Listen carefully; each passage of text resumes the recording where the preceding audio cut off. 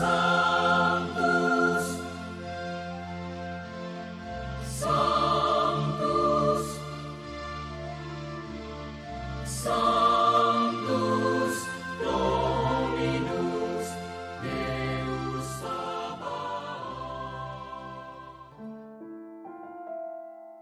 Salam jumpa kembali saudara-saudariku yang terkasih dalam Tuhan kita Yesus Kristus. Salam sejahtera untuk kita semua. Berkat Allah yang Maha Kuasa senantiasa menyertai kita. Hari Kamis tanggal 5 Februari tahun 2026 adalah peringatan wajib Santa Agatha, perawan martir. Santa Agatha lahir di Catania, Pulau Sisilia, pada pertengahan abad ketiga. Menurut tradisi lama, Agatha adalah seorang putri bangsawan yang berkuasa di Palermo atau Catania, Sisilia. Ia menjadi martir pada masa pemerintahan Kaisar Decius sekitar tahun 249 sampai 251 karena menolak lamaran Quintianus, seorang pegawai tinggi kerajaan Romawi.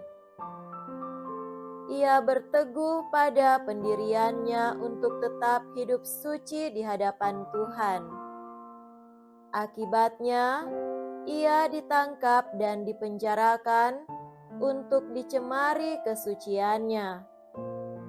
Mereka terus menyiksa Agatha hingga ia menemui ajalnya serta menerima mahkota keperawanan dan kemartirannya pada tahun 250. Santa Agatha dipercaya punya kekuatan untuk mencegah dan mengendalikan letusan gunung api Etna di Sisilia, sehingga dia dihormati dan dimuliakan sebagai pelindung manusia dari ancaman api.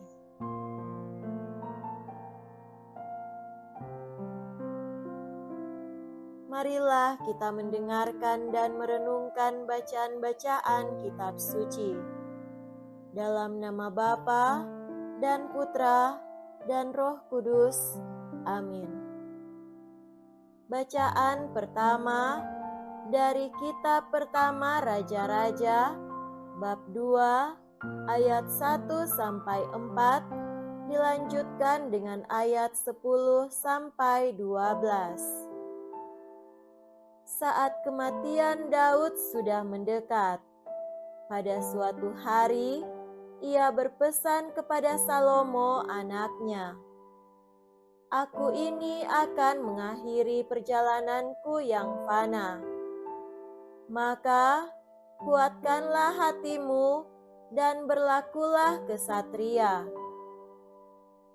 Lakukanlah kewajibanmu dengan setia kepada Tuhan Allahmu, dengan hidup menurut jalan yang ditunjukkannya, dan dengan tetap mengikuti segala ketetapan, perintah, peraturan dan ketentuannya, seperti yang tertulis dalam hukum Musa.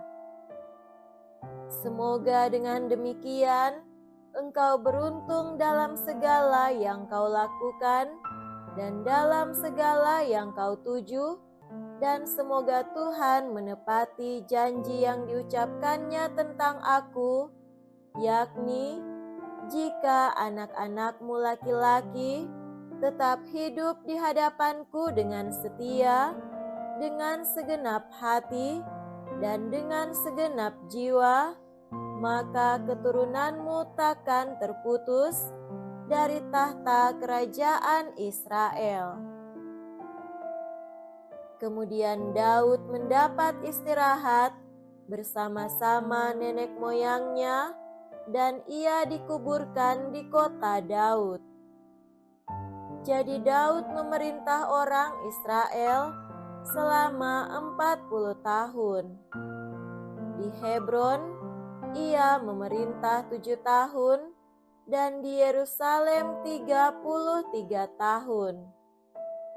Kemudian Salomo duduk di atas tahta Daud ayahnya, dan menjadi kokohlah kerajaannya. Demikianlah sabda Tuhan. Syukur kepada Allah.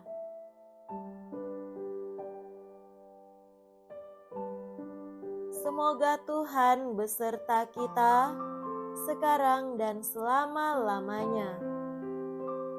Inilah Injil suci menurut Santo Markus.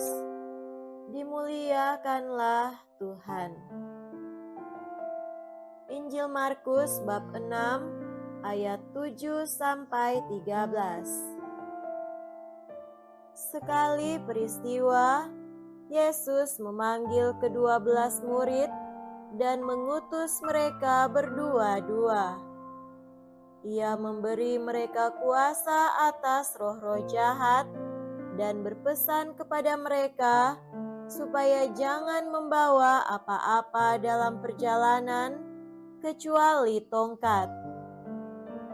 Roti pun tidak boleh dibawa, demikian pula bekal dan uang dalam ikat pinggang.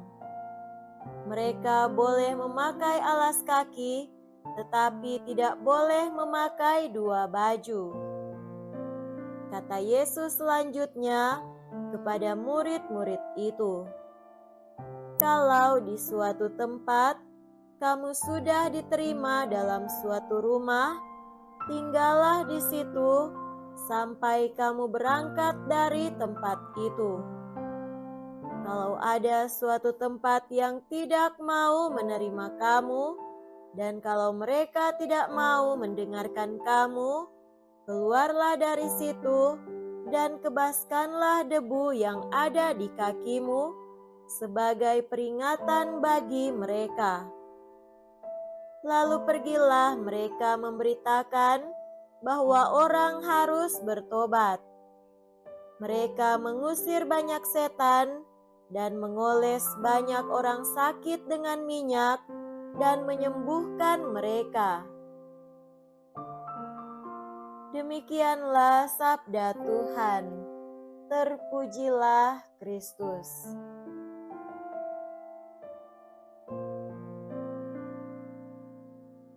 Saudara-saudariku yang terkasih dalam Tuhan kita Yesus Kristus, tema renungan kita pada hari ini adalah Tuhan tidak tutup mata.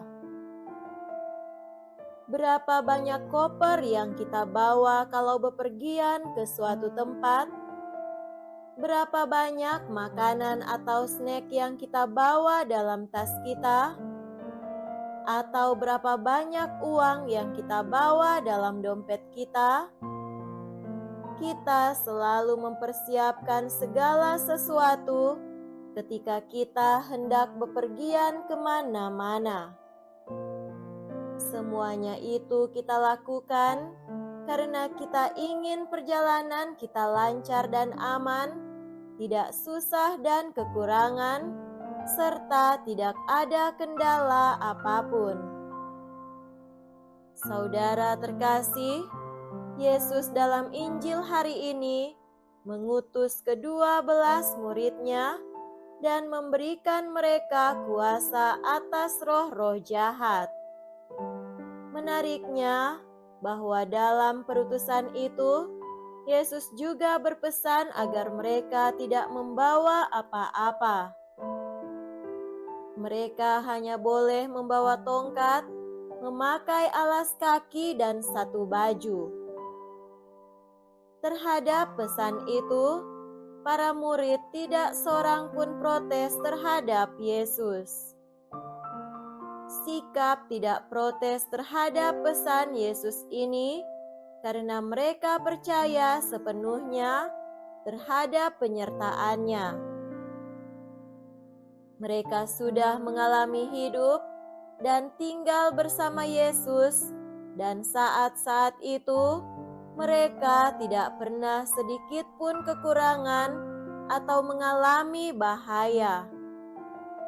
Oleh karena itu, mereka tidak pernah ragu terhadap apa yang Yesus katakan kepada mereka.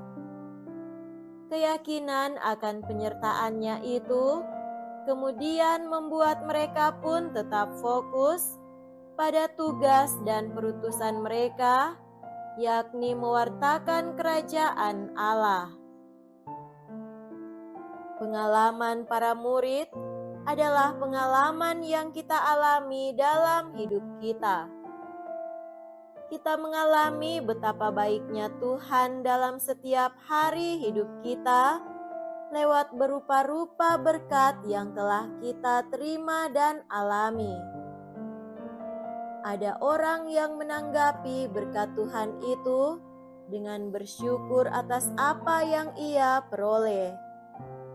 Akan tetapi, juga tidak sedikit yang kemudian masih merasa kurang atas berkat Tuhan itu.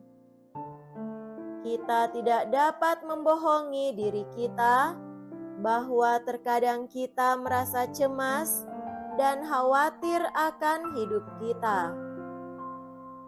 Khawatir akan apa yang kita makan dan apa yang kita pakai, serta hal-hal lainnya dalam hidup kita.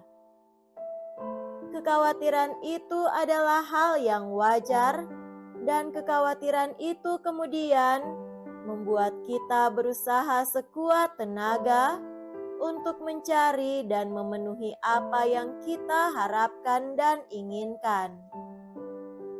Semua itu baik adanya, tetapi jangan pernah lupa untuk menyempatkan diri kita untuk datang berjumpa dengan Tuhan. Jangan pernah lupa menyertakan Tuhan dalam setiap tugas dan pekerjaan kita, dan jangan pernah mengorbankan orang lain demi memenuhi keinginan dan kebutuhanmu, karena Tuhan tidak pernah tutup mata bagi orang yang percaya. Semoga demikian. Amin. Dalam nama Bapa dan Putra dan Roh Kudus. Amin.